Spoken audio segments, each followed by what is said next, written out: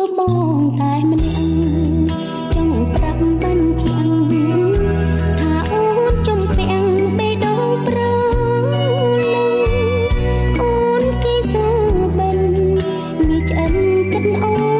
នរំពឹងតែសូមប្រលឹង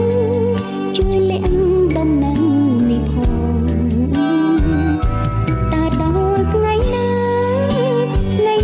ទើបបានជួបមុខអូនគេងអើមទុកដួងចិត្តកន្តឹងលើបងថ្ងៃស្អែកបេះដូងអូនប្លែកកន្លងព្រោះចង់ប្រាប់បងពីដួងចិត្តសើបានស្នេហារងចាំថ្ងៃស្អែករងចាំ